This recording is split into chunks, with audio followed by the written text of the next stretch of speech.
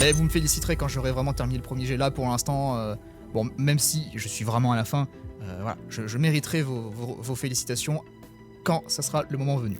Bah je suis content, bah oui, parce que pourquoi? Parce que je suis en train de finir mon bouquin, tu vois, ça fait 3 ans. Il me reste vraiment pas beaucoup de pages, une dizaine, allez 15. Bon courage Mika pour cette dernière putain de ligne droite. Ah mais on y est là, c'est la fin. Ouais c'est la fin Ilou, c'est la fin.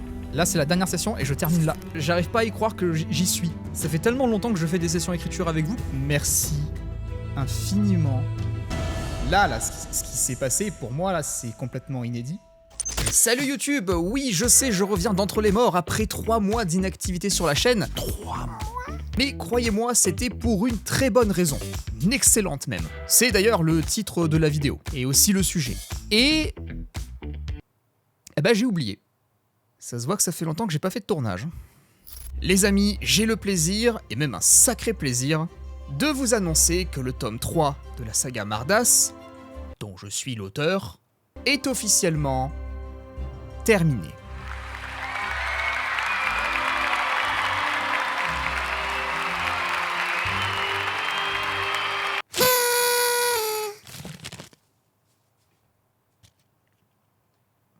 C'était plus festif dans ma tête. Pour redémarrer un petit peu la chaîne et aussi pour fêter quelque part le point final de ce 3e tome, je me suis dit que j'allais vous raconter en détail mon expérience sur ce 3e roman. De la première à la dernière ligne, je vais revenir sur les galères que j'ai rencontrées et bordel de merde, il y en a eu. En vrai, j'aurais carrément pu appeler cette vidéo « Ce 3e roman ne s'est vraiment pas passé comme prévu !» Mais c'était un peu long comme titre.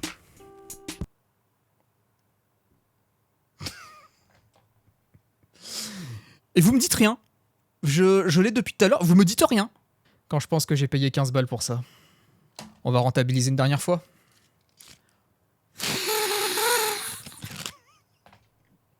C'est bon, dégage. Alors bon, à la base, je suis un architecte.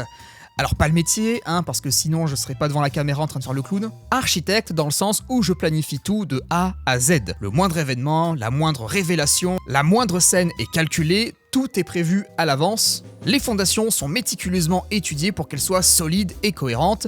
Et c'est comme ça que j'ai bâti mes 2 premiers romans. Et logiquement, je me suis dit, je vais faire pareil avec le 3e. Pourquoi ça changerait, hein? Je l'ai fait 2 fois. Je peux le faire une 3e fois. Non. Que nenni, gente dame et beau damoiseau. Ouais, j'ai commencé à écrire cette vidéo au XIIe siècle. Ah là, l'architecte, fallait m'appeler numéro bis, vraiment, parce qu'il y a rien qui tenait debout. Et pourtant, j'avais prévu énormément de choses pour ce 3e tome. Je travaillais déjà dessus alors que j'écrivais encore le tome 1 en 2017. Mais visiblement... J'ai commencé à poser les premières lignes de ce 3e tome le 1er janvier 2021. Autant dire que l'année avait très bien commencé pour moi, le tome 2 venait à peine de sortir et c'était la période où je commençais vraiment à m'investir dans la chaîne YouTube. J'avais 1000 projets en tête et j'étais hyper motivé à tout réaliser et... oui, j'ai peut-être vu un peu trop gros. Je veux bien le reconnaître aujourd'hui. Faut dire qu'à l'époque du tome 1 et 2, j'étais pas un créateur de contenu comme maintenant, j'étais pas sur YouTube et encore moins sur Twitch, j'avais seulement mon compte Instagram sur lequel j'essayais de garder une certaine régularité sur mes posts, mais rien de bien fifou non plus. Du coup c'était gérable, et autant la première année j'ai réussi à concilier un petit peu toutes mes activités sans perdre forcément de la vitesse, j'ai quand même réussi à écrire les 10 premiers chapitres, autant à partir de la 2e année, ça a été catastrophique, mais à tous les plans. Déjà, première chose, même si j'avais effectivement écrit les 10 premiers chapitres, j'étais pas satisfait de ce que je proposais. Je trouvais que l'histoire était beaucoup trop linéaire à mon sens, ça ressemblait pas vraiment à ce que j'avais l'habitude d'écrire, je trouvais vraiment que ça manquait de consistance, que ça manquait de développement, en particulier sur les nouveaux personnages, dont 2 qui sont au cœur du scénario, donc c'est pas rien. Je peux vous dire que j'ai eu énormément de mal à les apprivoiser ces cons-là, c'était vraiment pas gagné. Et peut-être que vous allez me dire, bah oui, c'est normal, c'est un premier jet, c'est le premier brouillon. Évidemment que ça sera pas bon du premier coup. Tu vas revenir dessus et t'inquiète pas, ça va bien se passer. Mais le truc, c'est que ça m'était pas arrivé sur mes 2 premiers romans. La réécriture pour ces 2-là, ça a été assez rapide. J'ai rajouté quelques lignes, j'ai rajouté quelques dialogues, mais j'ai pas rajouté de scènes, ni même d'éléments importants du scénario. Tout était en place dès le premier jet. Pour la simple et bonne raison que je suis un écrivain particulièrement...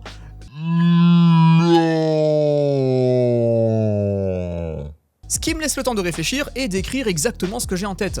Donc forcément, arrivé au tome 3, j'étais plutôt surpris de voir que j'étais pas du tout le même écrivain. J'étais toujours lent, mais je n'étais plus aussi efficace. Et ça a commencé à me faire peur. Plus le temps passait, et moins je me sentais capable d'écrire la moindre phrase sans devoir l'effacer 20 fois pour qu'elle soit bonne. J'arrivais plus à vivre les scènes avec intensité. Vous savez, quand on tient une scène là qui nous prend en tripes, qui nous file la chair de poule, j'avais plus ça. Alors que pour le tome 1 et le tome 2, mais c'était tous les jours. Mon cœur battait pour chaque scène que j'écrivais. J'étais ultra passionné par ce que je créais. Et je vous avoue que ça m'a fait peur.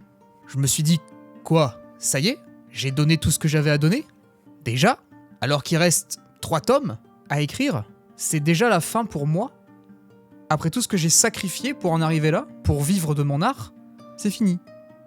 La passion est partie. J'y ai cru, sincèrement, évidemment. Je suis arrivé à un point où je ne ressentais plus rien pour mon travail. Je prenais plus aucun plaisir à écrire. À tel point que je n'étais plus du tout investi dans mes propres dialogues, alors que c'est quelque chose, c'est ma partie préférée dans l'écriture. J'ai un processus de création très particulier pour les dialogues. J'adore faire ça. Même ça, j'avais plus envie de le faire. J'avais l'impression d'avoir perdu quelque chose en moi. Je sais pas, comme si le moteur s'était arrêté. Alors qu'à la base, en ce qui me concerne, c'est mon art qui me donne une raison de vivre. C'est pour ça que je me lève le matin et c'est pour ça que je me bats pour pouvoir remplir mon frigo. Et plus j'y pensais, plus ça me rendait triste. Je me disais, putain, mais quel gâchis, quoi. Tout ce que j'ai bâti jusqu'à présent, ça signifie plus rien pour moi. Et ça me fait ni chaud ni froid. Tout pourrait s'arrêter, ce serait pas important. Mes personnages me cassaient les couilles, j'avais clairement envie de tous les buter pour m'en débarrasser et terminer la saga sur le 3e tome. Et encore, même ça, j'étais même pas certain d'y arriver, à cette fameuse fin.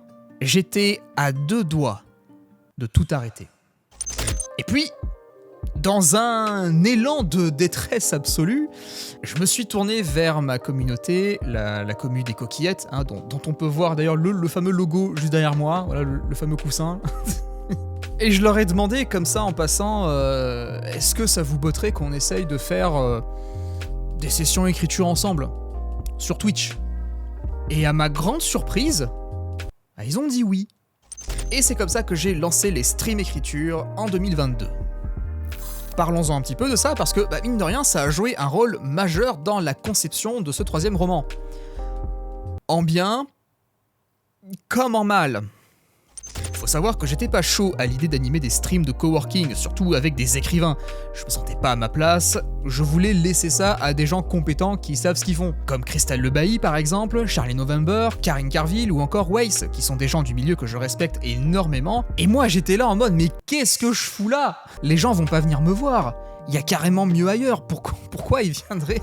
Mais j'étais tellement perdu dans mon écriture que j'avais envie de tester le coworking. Pas forcément en tant qu'animateur, mais juste pour voir si ça pouvait me déclencher quelque chose. Mais comme c'est vrai que j'avais pas spécialement le temps de me rendre sur le stream des copains, je me suis dit, je vais tester ça chez moi. Et on verra. On va voir comment ça se passe. Est-ce que je vais réussir à être productif ? Hein ?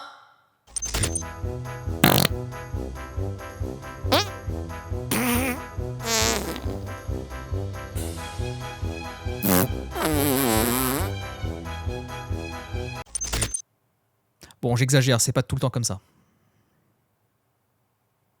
Enfin, je crois que quand j'ai commencé les sessions écriture, je devais être au chapitre 11 ou 12, un truc comme ça. Je m'en souviens très bien parce que j'étais à un moment de l'histoire où ça me plaisait pas. C'était trop téléphoné, trop prévisible.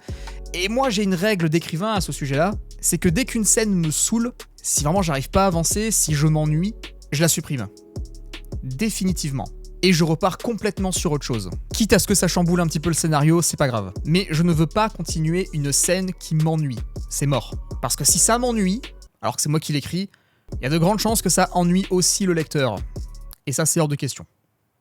Donc, à ce moment-là, je reprends le chemin de l'écriture en compagnie des fabuleuses coquillettes, bien sûr. Et au début, c'est vrai que c'était un petit peu bizarre. Déjà, le concept même d'écrire en groupe, c'est bizarre. C'est bizarre. Moi, je suis habitué à écrire en solo, tout seul, avec les rideaux fermés. Enfin bref, il y a personne, tu vois. C'est vraiment mon moment à moi. Il y a rien, il y a personne. Je suis complètement isolé. Donc, de passer à moi tout seul à 30 personnes, c'était un coup à prendre. Et aussi le fait de devoir gérer et animer un stream et en parallèle solliciter l'inspiration et la créativité pour mon histoire, je vous avoue que c'est pas un exercice facile pour moi encore aujourd'hui. Donc forcément, j'ai du mal à rentrer dans mon univers, dans mon histoire, dans mes personnages. Non, pas rentrer dans mes personnages. Non, c'est bizarre comme phrase. Enfin, bref, t'as compris. J'ai du mal à rentrer dans ma bulle. Voilà, la bulle, c'est bien ça. Pourquoi j'ai pas dit ça directement ? Bref, les semaines passent, les lives passent, et j'arrive à faire des trucs. Alors, j'étais pas satisfait, je continuais de penser que je forçais pour rien, que ça allait être de la merde, que je perdais mon temps et que je ferais mieux d'aller faire de la pâte à sel. Mais je voulais pas écouter cette voix qui essayait de détruire tout ce que j'avais essayé de faire. Même si les arguments qu'elle m'apportait me paraissaient legit, je faisais ma tête de con et je continuais. Alors que je n'en avais pas envie. Mais je sais pas pourquoi, mon intuition me disait « Arrête pas. Même si t'en as marre, même si tu crois que ça ne donnera rien, continue. N'écoute pas ce que te dit la petite voix. Elle ment. » Et je décide, comme ça, par hasard, de relire tout ce que j'ai écrit sur le tome 3. En partant du principe que ça va être douloureux, que je vais être confronté à ma médiocrité d'écrivain, et que ça pourrait être un déclencheur qui pourrait me faire tout arrêter. C'était un risque à prendre, et je l'ai fait. Je commence à lire en serrant un peu les dents et les fesses. Premier chapitre, deuxième, troisième, je les enchaîne. Et là, je comprends pas. Je comprends pas parce que c'est pas mauvais. Alors, attention, je suis pas en train de me lécher les boules. Et je dis que c'est pas mauvais dans le sens où c'est bien. En fait, c'est ce que je voulais. C'est l'histoire que j'avais prévue. Mais du coup, je comprends pas pourquoi je ressens absolument rien en écrivant l'histoire que je voulais. Bref, j'avais aucune explication. Plus tard, j'ai compris que c'était un problème plus général, plus grave, que ça allait au-delà de mon travail d'écrivain et qu'il fallait que je prenne soin de moi. Malgré tout, j'ai pas abandonné l'écriture. Loin de là, je continuais les lives, et ça pour le coup c'est un truc que j'ai jamais lâché, parce que être auprès de la communauté, c'est ce qui m'a permis de rester focus sur mon objectif. Vraiment, je dis pas ça parce qu'ils m'offrent des subs, leur soutien a été inconditionnellement bénéfique, et je les remercierai jamais assez pour ça. C'est clairement grâce à eux que j'ai pu maintenir le cap de l'écriture malgré la tempête. Cette phase horrible d'écriture a duré un peu plus d'une année, et ce n'est qu'à partir du chapitre 24 que j'ai commencé à sortir du brouillard. Pourquoi le 24 ? Je sais pas. Par contre, je me souviens que ça a été le chapitre le plus difficile à pondre. Je crois que celui-là, j'ai bien mis plus de 2 mois à l'écrire. Il avait rien de particulièrement complexe, mais j'avais tellement tiré sur la corde que j'en pouvais tout simplement plus. J'étais arrivé à bout, j'avais trop forcé. Et je m'en souviens, tous les soirs, je regardais ce chapitre 24 me narguer. Je l'entendais se foutre de ma gueule parce que j'arrivais pas à dépasser la première page. Et puis, je vous avoue que je sais pas trop ce qui s'est passé. Après des semaines de pages blanches, j'ai pété les plombs. Ah vraiment, c'était le blocage de trop. Je pouvais plus continuer comme ça. Je ne me voyais pas poser le point final dans ces conditions. C'était pas comme ça que je voulais achever mon 3e roman. Pas dans la douleur, pas dans la frustration, et encore moins dans l'indifférence la plus totale. Je me suis dit que pour y arriver, il n'y avait pas 36 solutions, il fallait que j'arrive à me reconnecter à ma bulle. Il fallait que je redevienne l'écrivain du tome 1 et 2. Quoi qu'il en coûte. Ça n'a pas été simple, ça a pris du temps, mais j'ai essayé petit à petit, progressivement, de refaire des sessions écriture seul, juste avec moi-même et mon inspiration. Et je m'accrochais à ça, je m'accrochais aux émotions que ça me procurait à l'époque. J'ai progressivement recommencé à bosser mes dialogues comme avant, c'est-à-dire en faisant du théâtre, en jouant les répliques, en vivant les scènes pour voir où est-ce que je pouvais les amener, et enfin, comme avant, je passais des heures à imiter la voix du personnage de Greenwalk pour pouvoir lui offrir les pages qu'il méritait. Lui et les autres personnages aussi. Tous les matins, je me levais, je faisais un brainstorming tout seul, comme si j'étais en réunion avec moi-même. Je parlais à voix haute tout le temps, je faisais des débris de tout ce qui me restait à faire comme scène, tout ce qu'il y avait à traiter dans chaque chapitre. Et après ça, le chapitre 24 là, je l'ai bouclé en une semaine. Et les autres ont suivi derrière. 25, 26, 27. Je sentais que la fin était proche. Elle était imminente, elle allait arriver d'un instant à l'autre. Et en parallèle de ça, je continuais évidemment les live écritures. Je me disais même, putain, imagine à quel point ce serait beau de mettre le point final en live, avec la commu, après toutes les galères. J'avais trouvé une nouvelle force pour me battre, une nouvelle motivation. Et au 31e chapitre, le moment tant rêvé est arrivé.